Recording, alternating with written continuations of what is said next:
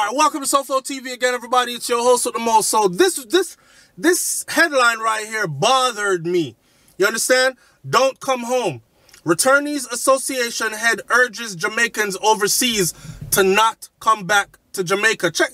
You know what's crazy though? What's crazy is I've done a lot of videos on Jamaica, right? And what's going on in Jamaica and making my people aware, yo, when you go down, make sure that you protect yourself. Make sure you keep your head on a swivel. Don't go down loosey-goosey like, say, it was 10, 20 years ago, because things have changed. Don't go acting like you know everybody, because especially if you haven't been back in a long time. I encourage Jamaicans to go home on a regular basis. That way you're familiar with the runnings of the place, so you don't go in there like a tourist and get treated like an outsider, right? But guess what? I still get a lot of hate just for talking about what's going on there, right? Even though I do get a lot of love still, and I'm thankful for the love, right? Watch me. Now, if I say some of the things that some of these people are saying, I would be hated out this world. Don't come home. Returnees Association head urges Jamaicans overseas. But let's get into this report. Shout out to the Loop for this one. The president of the Jamaica Association for the Resettlement of Returning Residents. The president of the Jamaican Association for the Resettlement of Returning Residents. Wow. So it's not just no regular Joe Schmo. Percival Latouche is urging Jamaicans overseas not to return to Jamaica. Now, when these people say don't return to Jamaica, do they mean don't come home for a vacation? Or they mean don't come home and set up shop, open business, build, plant foot, stay? According to Latouche, who spent over 30 years in the United Kingdom, people listen carefully. He spent over 30 years in the United Kingdom from 1958 until the early 90s, when he resettled in the land of his birth, Jamaica. He said that it makes no sense you spend 20, 30 or 40 years overseas working hard only to return home for people to kill you. Latouche made the comment to Loop News on Tuesday while reacting to the murder of returning resident 44-year-old Karen Cleary, whose body was found buried in a shallow grave on her property in Boscobel, St. Mary, on Monday afternoon. Cleary, who was born in Jamaica but had lived in the UK for about 20 years, had been building her dream home in the country of her birth when she went missing on November 25th. Her body was found wrapped in a tarpaulin in a hole, which had been covered with a layer of concrete and a layer of dirt. A post-mortem will be done to determine the cause of her death. News of her brutal demise had already hit the foreign media and comes just days after the body of 72-year-old American Nancy Hardy was found in a shallow grave in Hanover last Wednesday, 4 days after she had been reported missing. Now, on top of that, while I'm reading this, I just got another heads up in that British photographer went missing. I believe she went missing on the 29th or the 25th, somewhere around there. Her body was now recently found. Missing around the same time Karen was missing. And her body is now found. So the numbers are adding up. But I have not confirmed that for sure, because it has not been ran by a credible news source yet.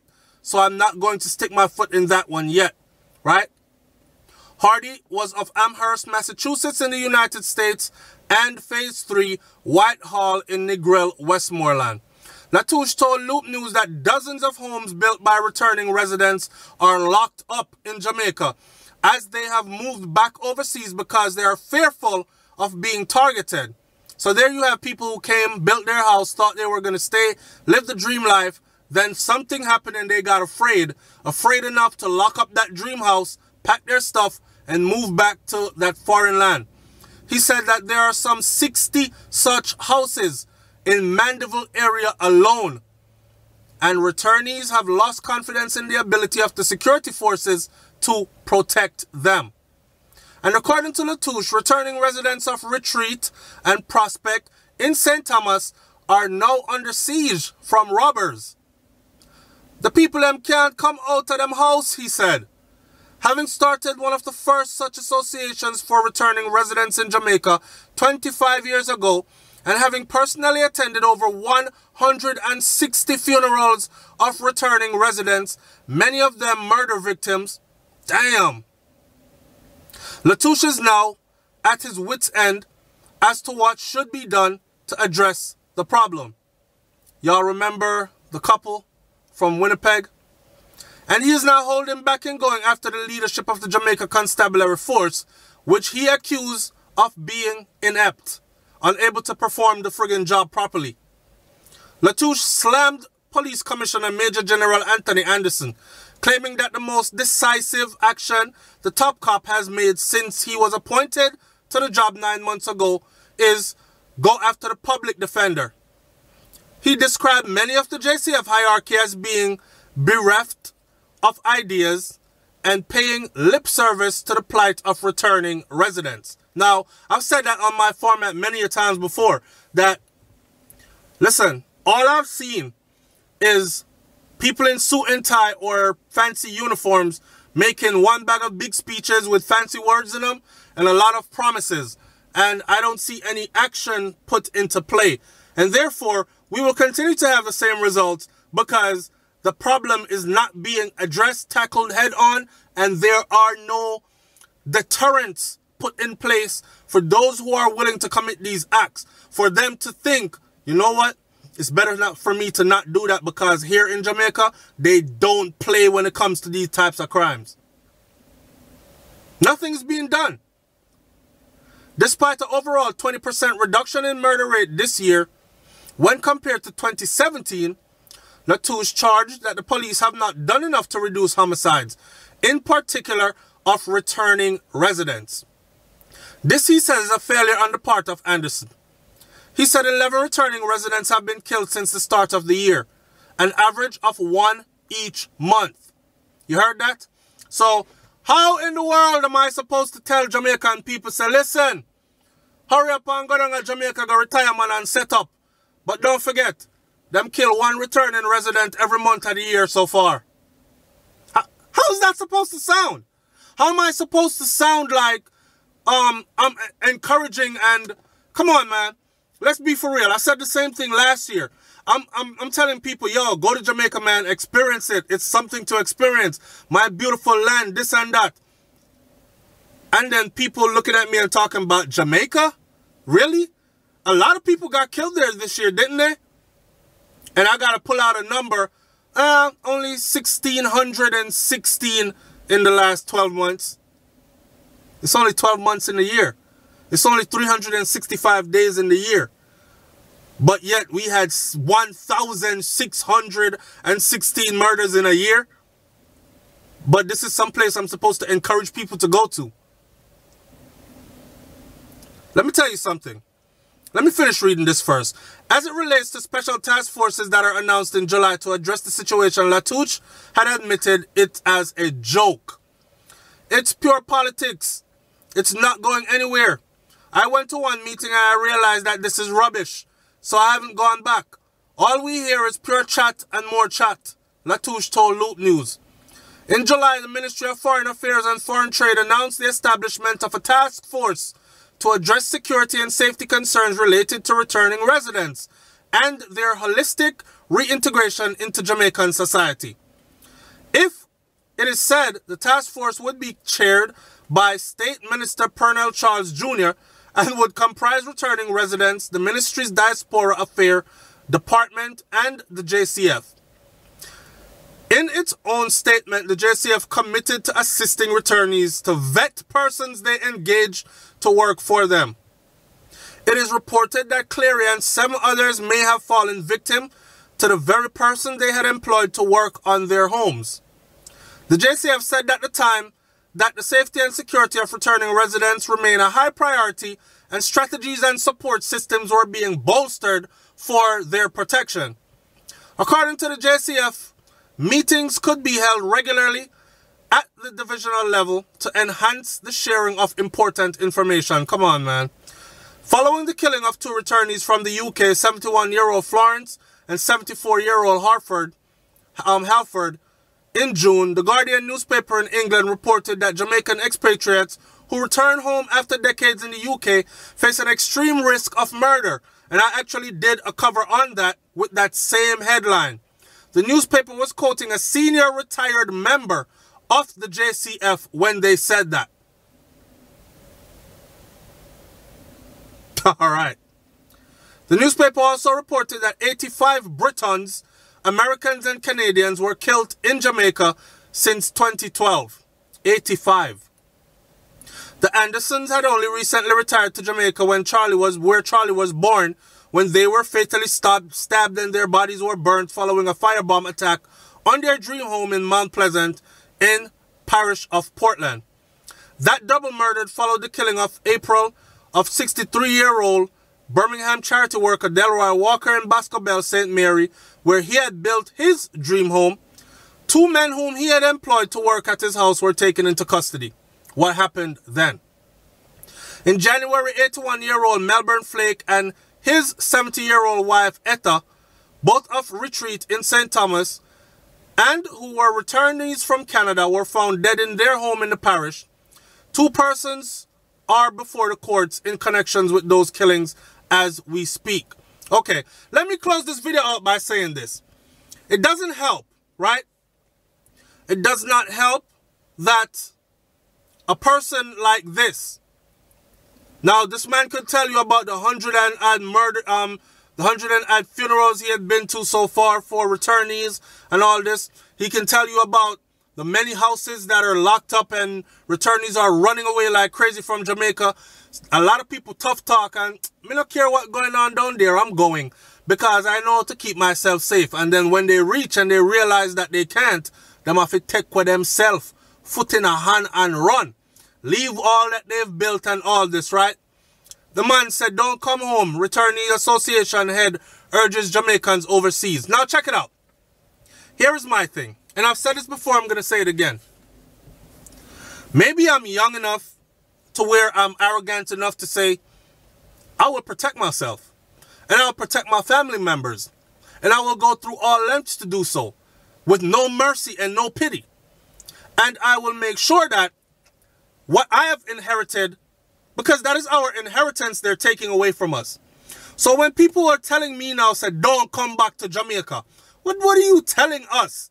You're telling us that we buy a plane ticket and we fly out to another country because we get a visa and we are able to get jobs or further ourselves through education and a career path or whatever and made better of ourselves, that we must now stay away from where we neighbor tree cut, from where our lineage is. My grandparents slaved themselves for that and would like to pass that down to us. But we must run away because what? No, I don't believe in that. I don't believe in that. I don't think the solution is to abandon Jamaica. Now, people have been saying to me, SouFlo, I think there's a sinister plot here, you know. I think, because you have to think about who's benefiting from these houses being left behind. Who buying up all the land and all these houses that are being built and then runway and left behind? Who's getting these properties when they're gone? And by the way, I don't think they want Jamaicans to go overseas and better themselves and come back. I think they want foreigners to invest in Jamaica, because you don't see this happening to the Chinaman and everybody else that's coming in to invest in Jamaica. You only see this happening to Jamaicans that have come back home to invest in Jamaica. And I can't help but to go, this make rotted sense. We have to look into that too. I'm not saying I have any proof of that. I'm just saying I'm looking at everything with an open mind. But I'm telling you this, not all of us are going to run away. Yeah? Because it is as much mine's as it is yours. And I know a lot of people are saying, SouFlo, listen, there are a lot of other islands out there that are way peaceful, crime is under control, relatively crime-free almost, and beautiful sunshine and beaches like Jamaica. Yes, me know that, but guess what? Me and them, a Jamaica me come from. Yeah? And like I said, my great-grandparents are Jamaican. My great-great-grandparents are Jamaican.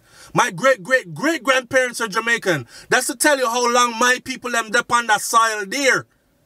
So for me, if you're going to make 2 little idiot people come run me off of that, I don't think that's going to work though.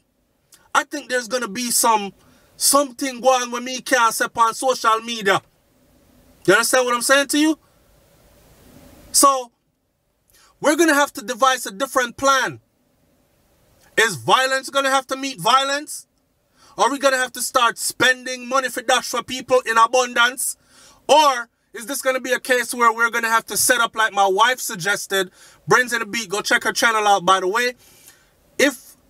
Are we going to have to start setting up exclusive communities for returning residents that are gated?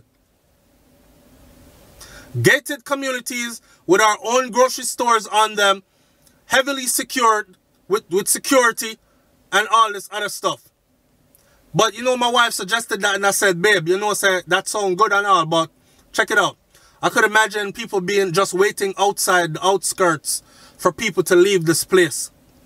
I could imagine people paying the security guard them that work in there for ways to get themselves in there. I could imagine so many other things. But nothing beats a trial but failure. So all these things are there to be tried. Right? But I refuse to be somebody that's scared away or ran away or is going to run away and stay away kind of thing. I refuse to be that kind of person. And let me tell you something. That's not to dismiss the genuine fear of a lot of people who are saying they're not going back and they're afraid. I'm not dismissing their fear because it's very valid. I'm not sending my sister down there to go fight off gunman. What the hell can she do? You know what I'm saying? I'm not sending vulnerable grandparents or parents or them age group there for go fight off gunman and fight off people that want to kill you for what you go overseas and work hard for. I'm telling you that there are things that you have to put in place in order to survive in that place. Yes, you coming from a place where things are taken a bit more seriously. There's more technology around. They take crime a bit more seriously. They apprehend the people who commit these kinds of crimes, as opposed to in Jamaica where people get killed and nobody can find the killer and these kind of things. And these people are left to kill again. And so not only is it insult to injury, not only are you losing a family member, but you're getting no closure and you're getting no justice because who did it will never be found kind of thing. You know, it hurts. That kind of thing. But I'm not gonna run away, man. I'm gonna do a part 2 to this video where I'm gonna suggest some things, a list of things, and I want you to also suggest a list of things. Tell me in the comment section, are you gonna run away or are you staying? Are you gonna run away or are you staying? And if you're gonna stay and your plan is to stay, what plans do you think should be implemented for returnees going home so that they can be safe? So that we don't have to end up in our old age being found buried in our garden of the dream house that we just built. Leave your comment in the comment section below and let me hear what you got to say. It's SouFLoTV, man. Manners and respect every time. I'm out. Peace.